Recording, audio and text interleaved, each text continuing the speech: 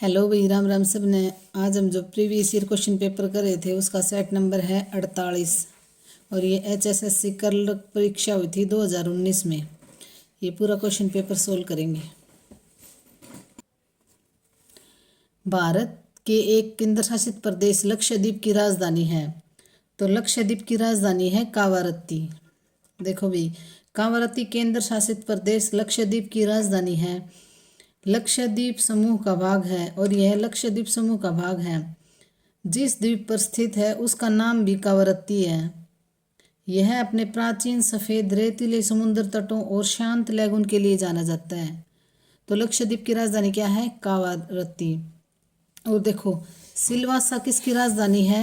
दादर नागर हवेली और दमन और दीव। देखो भाई, अब ये क्वेश्चन चेंज हो गया। पहले दमन और दीव की दमन थी, लेकिन अब क्या है, ये एक केंद्र शासित प्रदेश बना दिया।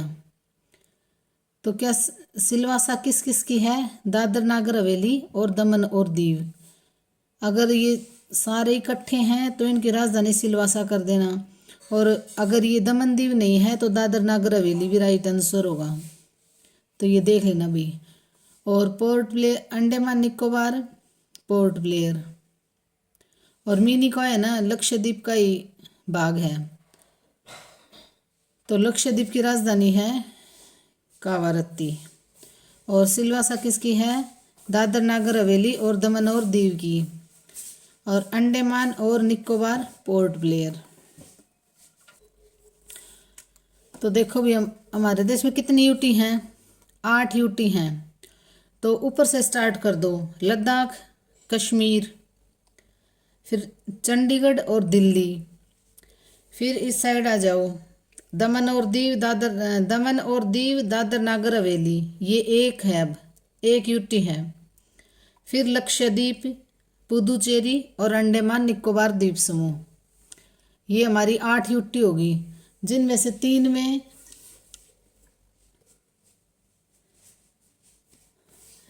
देखो भी 8 यूटी हैं। तो 8 यूटियों में से ना 3 यूटी में सीएम बनते हैं, बाकी यूटी में सीएम नहीं बनते। तो कौन कौन सी यूटी हैं? कश्मीर में, दिल्ली में और पुदुचेरी में, इनमें सीएम नियुक्त होते हैं। क्रायोस्फिक स्थिरांक की इकाई क्या है? तो ये है केल्विन किलोग्राम पर मोल। ठीक है भाई, सीधे केल्विन किलोग्राम पर मोल। इनमें से कौन सा असाइनमेंट ऑपरेटर नहीं है? तो देखो भाई, ये नहीं है असाइनमेंट ऑपरेटर, और ये सारे हैं। पंचकुला आईटी पार्क किस वर्ष स्थापित किया गया था? तो पंचकुला आईटी पार्क की स्थापना 2008 में की गई थी। कब की गई थी? 2008 में। इसे Haryana state industrial and infrastructure development corporation technology park भी कहा जाता है। तो इसे क्या कहा जाता है? Haryana state industrial and infrastructure development corporation technology. यह 74 एकड़ में फैला हुआ है और यह दिल्ली, हरियाणा, पंजाब और हिमाचल से अच्छी तरह जुड़ा हुआ है। तो पंचकुला में आईटी पार्क कब स्थापित किया गया था? 2008 में। विषम को चुने। लेखन, सुविज्ञ, पढ़ना, सीखना। तो इनमें से विषम क्या होगा? सुविज्ञ। पढ़ने, लिखने और सीखने की सहायता से ज्ञान अर्जित किया जाता है। सुविज्ञ अन्य शब्दों से विषम है, तो सुविज्ञ अन्य शब्दों से अलग है। हरियाणा के यमुनानगर को और भी कहा जाता है। तो हरियाणा के यमुनानगर को और क्या कहा जाता है? कागज का शहर। जिले में पहले यह है यमुनानगर पहले अब्दुल्लापुर के नाम से जाना जाता था। यह प्लाईवुड तथा कागज उद्योग के लिए जाना जाता है और यह अपने पीतल तथा स्टेनलेस स्टील के बर्तनों के लिए भी प्रसिद्ध है। देखो, वैसे तो पीतल नगरी है रेवाड़ी, लेकिन अगर रेवाड़ी नहीं हो तो इसको भी हमें पीतल तथा स्टेनलेस स्टील के बर्तनों के लिए भी प्रसिद्ध है यमुनानगर। तो यमुनानगर का पहले क्या नाम था? अब्दुल्लापुर। यह प्लाईवुड तथा कागज उद्योग के लिए जाना जाता है। तो इसका ये आएगा। प्रयाग इलाहाबाद स्तंभ शिलालेख निम्नलिखित में से किस विद्वान द्वारा रचित है? तो किस विद्वान द्वारा रचित है? हरिशेन द्वारा। प्रयाग प्रशस्ति की रचना हरिशेन द्वारा की गई थी। समुद्रगुप्त के दरबारी कवि तथा मंत्री थे। हरिशेन किसके दरबारी और कवि थे? समुद्रगुप्त के। यह रचना समुद्रगुप्त के शासनकाल और विजयों का विस्तृत वर्णन प्रस्तुत करता है। इसे शास्त्रीय युग, गुप्त युग का सबसे महत्वपूर्ण ऐतिहासिक दस्तावेज माना जाता है। तो प्रयाग इलाहाबाद स्तंभ लेख हरिशेन द्वारा, और हरिशेन किसका था? दरबारी कवि समुद्रगुप्त का, कवि और मंत्री था समुद्रगुप्त का। डिजिटल भुगतान को बढ़ावा देने के लिए, वित्तीय समावेश को बढ़ावा देने के लिए निम्नलिखित में से किस समिति का गठन किया गया था? तो किस समिति का गठन किया था? नंदल नीलेकणी समिति। भारत में डिजिटल भुगतान की सुरक्षा और सुरक्षा तंत्र को मजबूत करने के लिए उपायों का सुझाव देने के लिए आरबीआई ने आधार वास्तुकार नंदल नीलकणी की अध्यक्षता में एक उच्च स्तरीय समिति का गठन किया। 5 सदस्यीय इस समिति का मुख्य काम देश में डिजिटल भुगतान को तेजी से बढ़ाना था, और इस समिति का मुख्य उद्देश्य देश में डिजिटलीकरण के द्वारा वित्तीय समावेशन लाना और डिजिटल भुगतान को बढ़ावा देना था। तो इसके किस समिति का गठन किया था? नंदल नीलेकणी। और इसमें 5 सदस्य समिति थी। कितने सदस्य थे? 5 सदस्य। चरखी दादरी जिला वर्ष कब बना था? तो चरखी दादरी जिला बना था दिसंबर 2016 में। 22वां जिला बना था। भिवानी से अलग होकर इसको चरखी दादरी को बनाया गया था। HSIDC ने किस स्थान पर औद्योगिक मॉडल टाउनशिप विकसित की है? तो किस जगह पर? मानेसर में। इंडस्ट्रियल मॉडल टाउनशिप IMT एक विशेष स्थान पर 1500 एकड़ के क्षेत्र में विकसित एक औद्योगिक भूसंपत्ति वाला क्षेत्र है। HSIDC द्वारा ऐसे industrial model township Manesar, Bawal, Rohtak, Faridabad, Sohna और खरखोदा में विकसित किए गए हैं या विकसित किए जा रहे हैं। तो HSIDC ने किस स्थान पर औद्योगिक मॉडल टाउनशिप विकसित की है? तो ये है Manesar. A century is not enough निम्नलिखित में से किस क्रिकेटर की आत्मकथा है? तो ये है सौरव गांगुली की। My roller coaster ride to success नामक पुस्तक के लेखक सौरव गांगुली हैं। यह पुस्तक पहली बार 24 फरवरी 2018 को जुगोर्नोट द्वारा प्रकाशित की गई थी। इस पुस्तक में गांगुली ने अपने क्रिकेट करियर के बारे में विस्तार से चर्चा की है। तो किसने? सौरव गांगुली की है। A century is not enough किसकी है? सौरव गांगुली की। नोड्स जिसमें कोई चिल्ड्रन नहीं है डैश नोड्स कहलाते हैं। तो क्या कहलाते हैं? लीफ। नोड्स एक संरचना है जिसमें एक मान या स्थिति हो सकती है या एक अलग डेटा संरचना का प्रतिनिधित्व कर सकते हैं। तो नोड्स जिसमें कोई चिल्ड्रन नहीं है लीफ नोड्स कहलाते हैं। क्या कहलाते हैं? Leaf nodes. अरावली पहाड़ी के दक्षिणी भाग को स्थानीय रूप से किस नाम से जाना जाता है? तो अरावली पहाड़ी के दक्षिणी रेंज जो हमको किस नाम से भी जाना जाता है? तो ये जाना जाता है मेवात की पहाड़ियाँ। मेवात के पास में लगती हैं अरावली की लगभग सारी पहाड़ियाँ। अरावली रेंज जिसमें अरावली का शाब्दिक अर्थ है चोटियों की रेखा। अरावली का शाब्दिक अर्थ क्या है? चोटियों की रेखा। ये क्वेश्चन भी आ जाएगा अरावली का शाब्दिक अर्थ क्या है? तो इसका शाब्दिक अर्थ है चोटियों की रेखा। और स्थानीय रूप से किस नाम से जाना जाता है? मेवात की पहाड़ियों के नाम से।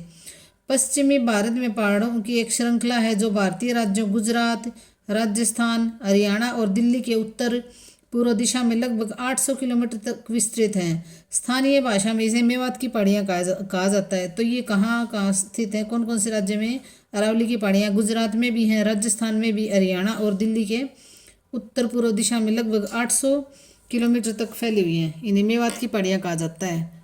तो अरावली का शाब्दिक अर्थ क्या है? चोटियों की रेखा। हरियाणा में किस स्थान पर सर्वाधिक औसत वर्षा होती है? तो इनमें से सर्वाधिक औसत वर्षा कहाँ होती है? अंबाला में।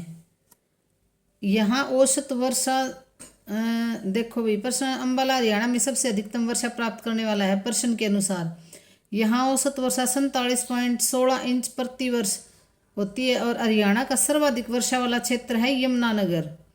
इसे हरियाणा का चेरापूंजी भी कहा जाता है। जो अंबाला का चिचरौली है ना, उसे हरियाणा का चेरापूंजी भी कहा जाता है, लेकिन क्वेश्चन के अकॉर्डिंग क्या है, अंबाला जिला।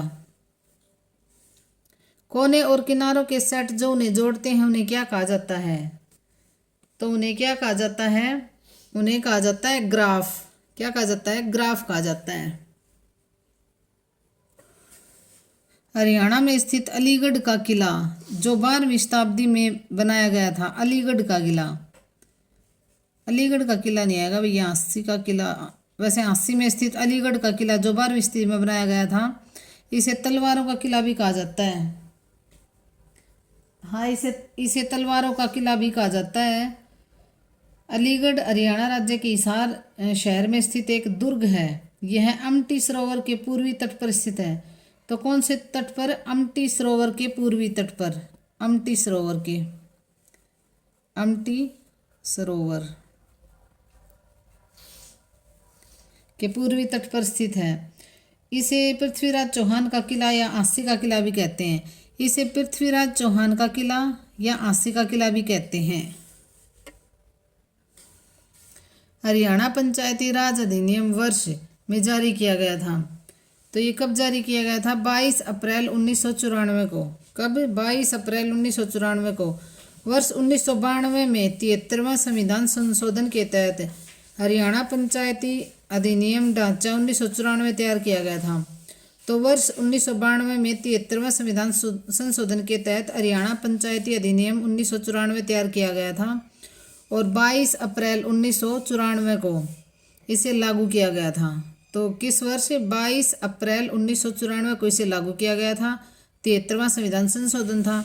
इसके बाद हरियाणा पंचायती राज चुनाव अधिनियम 1994 को बनाया गया और 24 अगस्त 1994 को लागू किया गया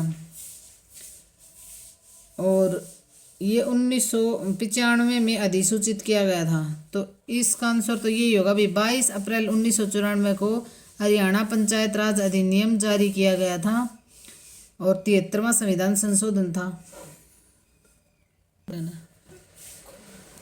पॉइंटर्स पर कौन से ऑपरेशन किए जा सकते हैं, तो पॉइंटर्स पर कौन से ऑपरेशन किए जा सकते हैं, 2 पॉइंटर्स जोड़कर। क्या, 2 पॉइंटर्स जोड़कर। एक योजना शुरू की गई है जिसके अंतर्गत बीपीएल कार्ड वाले एक वरिष्ठ नागरिक की तीर्थ यात्रा का खर्च सरकार वहन करेगी, उसे क्या कहा जाता है, तो उसे कहा जाता है तीर्थ दर्शन। हरियाणा के मुख्यमंत्री मनोहर लाल खट्टर ने 6 मार्च 2017 को तीर्थ दर्शन योजना की घोषणा की थी, जिसके तहत राज्य में 60 वर्ष से अधिक आयु के वरिष्ठ नागरिकों का जो भी तीर्थ यात्रा का जो खर्चा होगा वो सरकार वहन करेगी। योजना के तहत गरीबी रेखा से नीचे जो बीपीएल परिवार के संबंधित वरिष्ठ नागरिक है ना, उनकी यात्रा की पूरी लागत राज्य सरकार वहन करेगी। तो ये कौन सी योजना थी, तीर्थ दर्शन।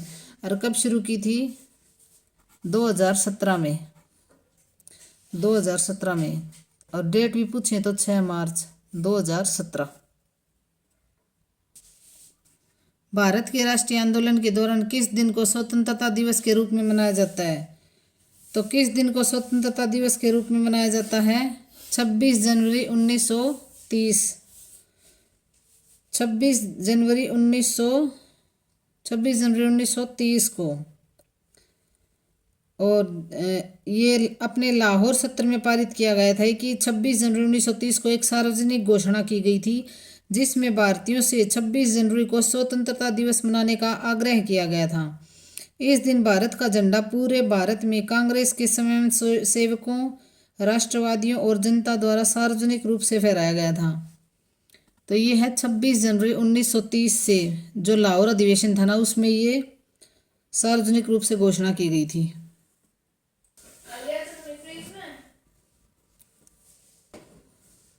पश्चिमी क्षेत्र का कृषि जलवायु क्षेत्र अनुसंधान केंद्र कहाँ स्थित है, तो ये कहाँ स्थित है, हिसार में। पश्चिमी क्षेत्र का कृषि जलवायु क्षेत्र अनुसंधान हिसार में स्थित है। तो ये कहाँ कहाँ का होगा, भिवानी, फतेहाबाद, हिसार, महेंद्रगढ़, रेवाड़ी और सिरसा में स्थित है। कृषि जलवायु क्षेत्र जलवायु के संदर्भ में भूमि की एक प्रमुख इकाई है जो निश्चित सीमा के अंदर फसलों की किस्मों और जोतने के लिए उपयुक्त होती है। तो इसका अनुसंधान केंद्र कहाँ है? हिसार में। कार्बोरंडम क्या है? तो कार्बोरंडम क्या है? ये है सिलिकॉन कार्बाइड। क्या है? Silicon carbide. SiC को कार्बोरंडम के नाम से जाना जाता है। यह एक अर्धचालक होता है जिसमें सिलिकॉन और कार्बन होते हैं। यह प्रकृति में अत्यंत दुर्लभ खनिज मोइसाइनाइट के रूप में होता है। प्राकृतिक रूप से मोइसाइनाइट अत्यंत अल्प मात्रा में कुछ खास प्रकार के उल्कापिंड और कोरंडम डिपॉजिट तथा किम्बरलाइट में पाया जाता है। तो कार्बोरंडम क्या है? Silicon carbide. क्या है? Silicon carbide. सुअरों की सर्वाधिक आबादी किस स्थान पर पाई गई है? तो ये पाई गई है भाई सोनीपत में। से सुअर, से सोनीपत। सोनीपत में सबसे ज्यादा सुअरों की संख्या पाई गई है। हरियाणा राष्ट्रीय अश्व अनुसंधान संस्थान हिसार में किस वर्ष स्थापित किया गया था?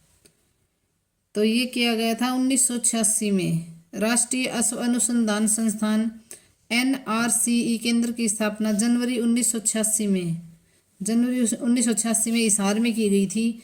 यह एक प्रमुख संस्थान है जो भारतीय कृषि अनुसंधान परिषद के तत्वाधान में घोड़े पर शोध करने के लिए स्थापित किया गया है। इस संस्थान का उपकेंद्र जिसे बीकानेर राजस्थान में स्थित है। तो उपकेंद्र कहाँ है? बीकानेर राजस्थान में। तो ये कब बनाया गया था? हरियाणा राष्ट्रीय अश्व अनुसंधान संस्थान 1986 में। मगध की राजधानी को राजगृह से किस शहर में स्थानांतरित किया गया था?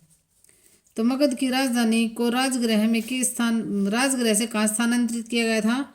पाटलिपुत्र में। राजगृह जिसे पूर्व में ग्रीवरज के नाम से भी जाना जाता था। तो राजगृह को पहले ग्रीवरज के नाम से भी जाना जाता था। बिंबिसार के शासनकाल में मगध की राजधानी ग्रीवरज थी। तो बिंबिसार के शासनकाल में मगध की राजधानी क्या थी? ग्रीवरज। बिंबिसार ने अपने पुत्र अजातशत्रु को अपना उत्तराधिकारी बनाया, जिन्होंने ग्रीवरज से पाटलिपुत्र मगध की राजधानी स्थानांतरित की। जो आज क्या है? पाटलिपुत्र क्या है? आज का जो पटना है ना, वो पाटलिपुत्र है। तो मगध की राजधानी राजगृह से किस शहर में स्थानांतरित की गई थी? पाटलिपुत्र। फंक्शन काल को फंक्शन परिभाषा से जोड़ने की प्रक्रिया को क्या कहा जाता है? तो क्या कहा जाता है इसको? बाइंडिंग। क्या कहा जाता है? बाइंडिंग। हरियाणा के गुरुग्राम में मारुति सुजुकी प्राइवेट लिमिटेड पहली कंपनी थी जिसने किस वर्ष शहर में एक उत्पादन इकाई की स्थापना की थी? तो किस वर्ष की थी ये? देखो भाई, ये की थी वर्ष 1980। देखो भाई, वर्ष 1981 में मारुति उद्योग लिमिटेड की स्थापना सिर्फ इसलिए की गई थी ताकि 1982 में इसका विलय जापानी ऑटोमोबाइल कंपनी सुजुकी के साथ हो सके। उसी वर्ष मारुति की पहली विनिर्माण फैक्ट्री गुड़गांव हरियाणा में स्थापित की गई थी। वर्ष 1983 से ऑटोमोबाइल की उत्पादन की शुरुआत हुई थी। मारुति की पहली मॉडल मारुति सुजुकी 1983 में भारतीय सड़कों पर उतरी थी। तो देखो ये वैसे है तो 81, लेकिन 81 ऑप्शन में ही नहीं है, तो इसमें क्या करना पड़ेगा? 1980। संविधान का कौन सा अनुच्छेद सर्वोच्च न्यायालय को पत्र जारी करने का अधिकार देता है? तो ये होगा अनुच्छेद 32। संविधान का कौन सा अनुच्छेद सर्वोच्च न्यायालय को पत्र जारी करने का अधिकार देता है? अनुच्छेद 32। भारत के संविधान का भाग 3 अनुच्छेद 32 के तहत सर्वोच्च न्यायालय को रिट जारी करने की शक्ति प्रदान करता है। तो रिट जारी करने की शक्ति प्रदान करता है अनुच्छेद 32, जिसमें बंदी प्रत्यक्षीकरण, परमादेश, प्रतिषेध, उत्प्रेषण और अधिकार परीक्षा शामिल है। अनुच्छेद 32 के अनुसार सर्वोच्च न्यायालय को किसी भी अधिकार को परिवर्तन करने या एक मौलिक अधिकार को स्थानांतरित करने का अधिकार है। तो अनुच्छेद कौन सा है? 32। रिट जारी करने का अधिकार देता है सर्वोच्च न्यायालय को। INIT एक विशेष विधि है जिसे क्या कहा जाता है? तो इसे क्या कहा जाता है? Class constructor. क्या कहा जाता है? Class constructor. पाइथन कक्षाओं में एक विशेष विधि है जिसे ऑब्जेक्ट ओरिएंटल शब्दावली में एक वर्ग के लिए कंस्ट्रक्शन विधि भी कहा जाता है, तो क्लास कंस्ट्रक्शन कहा जाता है इसे। गैर सह संचालन आंदोलन से संबंधित पहली बैठक पानीपत 1990 में कौन से महीने में आयोजित की गई थी? तो ये कौन से महीने में आयोजित की गई थी? मार्च में। असहयोग आंदोलन के दौरान 30 मार्च 1919 को पानीपत सहित पंजाब के कई जिलों में आंशिक हड़ताल हुई थी। शहर में एक बैठक भी हुई थी। करनाल के बाजार में शांति की अपील के लिए उर्दू में हस्तलिखित प्रति देखी गई। तो 6 अप्रैल 1919 को हड़ताल का निरीक्षण करने के लिए 4 और 5 अप्रैल को करनाल में सामूहिक बैठक की गई। तो ये क्या थी? मार्च में। देखो ये गैर सह संचालन आंदोलन से संबंधित पहली बैठक पानीपत में 1990 में कौन से महीने में आयोजित की गई थी? तो ये मार्च 1990 में आयोजित की गई थी। अरस चरित्र द्वारा लिखा गया था। अरस चरित्र किसके द्वारा? तो अरस चरित्र किसके द्वारा लिखी गई थी? ये बाणभट्ट द्वारा लिखी गई थी। अरस चरित्र बाणभट्ट द्वारा रचित भारतीय सम्राट हर्षवर्धन की जीवनी थी। और किसकी जीवनी थी? हर्षवर्धन की। बाणभट्ट 7वीं शताब्दी के संस्कृत के लेखक थे। तो बाणभट्ट कौन सी शताब्दी के थे? 7वीं शताब्दी के संस्कृत के लेखक थे, जिन्हें बाण के नाम से भी जाना जाता है। वे हर्ष के दरबारी कवि थे। हर्षचरित्र इनकी पहली रचना थी, जिसे संस्कृत भाषा का ऐतिहासिक काव्य रचनाओं की शुरुआत माना जाता है। तो ये संस्कृत के कवि थे, हर्षवर्धन के कवि थे और 7वीं शताब्दी के संस्कृत के लेखक थे बाणभट्ट। भारतीय राष्ट्रीय सेना किसने स्थापित की थी? तो भारतीय राष्ट्रीय सेना की थी नेताजी सुभाष चंद्र बोस ने। इंडियन नेशनल आर्मी INA द्वितीय विश्व युद्ध के दौरान वर्ष 1942 में दक्षिण पूर्व एशिया में भारतीय राष्ट्रवादी रास बिहारी बोस द्वारा बनाई गई एक सशस्त्र सेना थी। रास बिहारी ने INA को सुभाष चंद्र बोस को सौंप दिया था। जब 1943 में सुभाष चंद्र बोस दक्षिण पूर्व एशिया से आए थे, फिर वहाँ तो भारतीय राष्ट्रीय सेना किसने स्थापित की थी? सुभाष चंद्र बोस ने।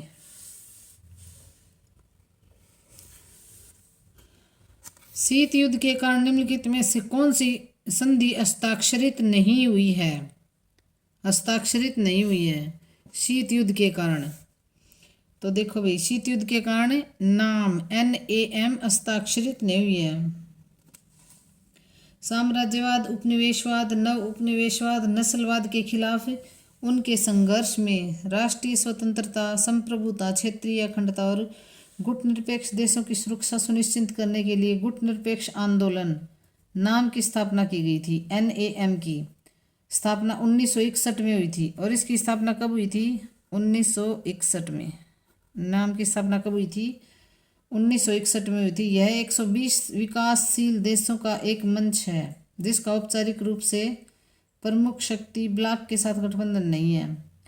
तो देखो भी 120 विकासशील देशों का एक मंच है ये NAM। और इसकी स्थापना कब हुई थी? 1961 में।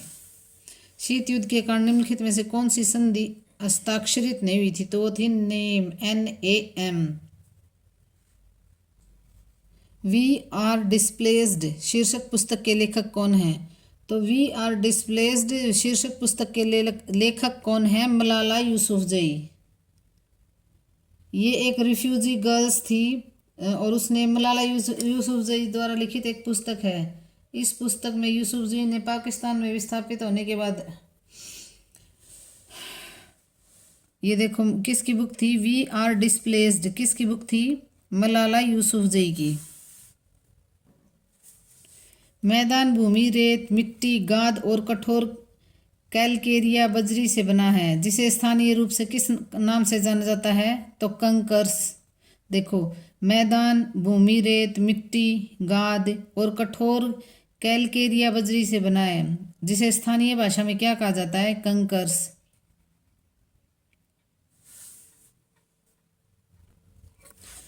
ब्रिटिश भारत के किस गवर्नर जनरल ने स्थानीय सरकार की स्थापना के लिए पहल किया था? तो ब्रिटिश भारत का कौन सा गवर्नर जनरल था जिसने स्थानीय सरकार की स्थापना के लिए पहल की थी? तो ये थे लॉर्ड रिपन। भारत में लॉर्ड रिपन को स्थानीय स्वशासन का पिता कहा जाता है। तो लॉर्ड रिपन को क्या कहा जाता है? स्थानीय स्वशासन का पिता। 18 मई 1882 को इसके द्वारा स्थानीय स्वशासन के लिए लाए गए इसके प्रस्ताव का उद्देश्य क्या था? स्थानीय स्वशासन की संस्थाओं को वित्तीय और प्रशासनिक शक्तियां देना। इस प्रस्ताव को भारत में स्थानीय स्वशासन की मैग्ना कार्टा के रूप में जाना जाता है। तो ये कब आया था स्थानीय स्वशासन? स्थानीय सरकार की स्थापना के लिए तो ये कब आया था? 1882 में। 1882 में स्थानीय स्वशासन। और किसने? लॉर्ड रिपन को इसका पिता कहा जाता है स्थानीय स्वशासन का। बेसल मानदंड और रूपरेखा हाल ही के समाचार पत्रों में है, निम्नलिखित में से किस क्षेत्र से संबंधित है? तो इस टाइम का करंट का क्वेश्चन है, फिर भी पूछ लेंगे। बेसल मानदंड और रूपरेखा ये बैंकिंग क्षेत्र से संबंधित है। बेसल मानदंड और रूपरेखा बैंकिंग क्षेत्र से संबंधित है। 24 अक्टूबर 2015 को हरियाणा सरकार ने डैश में संस्कृत विश्वविद्यालय शुरू करने की घोषणा की। तो कहाँ पे? मुंद्री गांव में। हरियाणा सरकार ने 24 अक्टूबर 2015 को, मुंद्री कहाँ है? कैथल में। कैथल में है ये मुंद्री गांव। देखो 24 अक्टूबर 2015 को हरियाणा सरकार ने कैथल के मुंद्री गांव में संस्कृत विश्वविद्यालय शुरू करने की घोषणा की, जिसका नाम महर्षि वाल्मीकि के नाम पर रखा जाएगा। और इसका नाम महर्षि वाल्मीकि के नाम पर रखा जाएगा। यह घोषणा भगवान वाल्मीकि प्रचार दिवस के दिन की गई थी, जिसे राज्य में समरसता दिवस के रूप में मनाया जाता है। तो महर्षि वाल्मीकि दिवस के दिन की गई थी और राज्य में समरसता दिवस के रूप में मनाया जाता है। तो 24 अक्टूबर 2015 को हरियाणा सरकार ने कैथल के मुंद्री गांव में संस्कृत विश्वविद्यालय खोलने की घोषणा की थी। हरियाणा में मटके डैश पर चिकनी मिट्टी का प्रयोग करके बनाए जाते हैं। तो किस पर? चक्कर पर। टेराकोटा एक प्रकार की मिट्टी है जिसे कुम्हार अपने चाक पर रखकर टेराकोटा बर्तन का उत्पादन करते हैं। टेराकोटा से बने उत्पाद हैं लैंप, पिचकारी, फूलदान, बर्तन, खिलौने इत्यादि। तो हरियाणा में मटके चक्कर पर चिकनी मिट्टी का प्रयोग करके बनाए जाते हैं। चक्कर पर। विभिन्न कृषि फसलों के लिए न्यूनतम समर्थन मूल्य की घोषणा करती है। तो कौन करती है? आर्थिक मामलों की कैबिनेट समिति। कौन करती है? आर्थिक मामलों की कैबिनेट समिति। न्यूनतम समर्थन मूल्य की घोषणा आर्थिक मामलों की कैबिनेट समिति। फसलों के न्यूनतम समर्थन मूल्य, इसको क्या बोलते हैं? न्यूनतम समर्थन मूल्य को एमएसपी। क्या बोलते हैं? एमएसपी की सिफारिश भारत सरकार की एक विकेंद्रीकृत एजेंसी कृषि लागत और मूल्य आयोग द्वारा किया जाता है। प्रधानमंत्री की अध्यक्षता में आर्थिक मामलों के कैबिनेट समिति द्वारा फसलों की एमएसपी की घोषणा की जाती है। एमएसपी का उद्देश्य किसानों को आधुनिक तकनीक को अपनाने के लिए प्रोत्साहित करना। तो एमएसपी का उद्देश्य क्या होता है? किसानों को आधुनिक तकनीक को अपनाने के लिए प्रोत्साहित करना और देश में उभरते मांग पैटर्न के अनुरूप उत्पादकता और समग्र अनाज का उत्पादन बढ़ाना। तो इसका क्या आएगा? आर्थिक मामलों की कैबिनेट समिति न्यूनतम समर्थन मूल्य की घोषणा करती है। फाग नृत्य डैश के माह में किया जाता है। तो फाग नृत्य किसके महीने में किया जाता है? फाल्गुन के महीने में। यह आमतौर फाल्गुन, फरवरी, मार्च के महीने में किसानों द्वारा किया जाने वाला एक मौसमी नृत्य है। तो क्या है? एक मौसमी नृत्य है, किसानों के द्वारा किया जाता है। और महिलाएं रंग बिरंगे पारंपरिक कपड़े पहनती हैं और पुरुष अपनी रंगीन पगड़ी पहनते हैं। इस नृत्य का ताशा, नगाड़ा और ढोल की ध्वनियों के साथ किया जाता है। तो किसके साथ किया जाता है? ताशा, नगाड़ा और ढोल के साथ। तो फाग नृत्य फाल्गुन महीने में, फाल्गुन महीना फरवरी और मार्च में आता है भाई। हरियाणा की मुख्य खरीफ फसल है। तो हरियाणा की मुख्य खरीफ फसल क्या है? खरीफ फसलों में मानसूनी फसलें दक्षिण एशिया, देखो भाई, अक्टूबर में काटी जाती हैं। हरियाणा की प्रमुख खरीफ फसलें हैं धान, ज्वार, बाजरा, मक्का, कपास, जूट, गन्ना, तिल तथा मूंगफली हैं। तो खरीफ फसलें जो मानसूनी फसलें भी कही जाती हैं और ये मानसून के टाइम में बोई जाती हैं और अक्टूबर में काटी जाती हैं। तो इनमें से क्या है? रागी।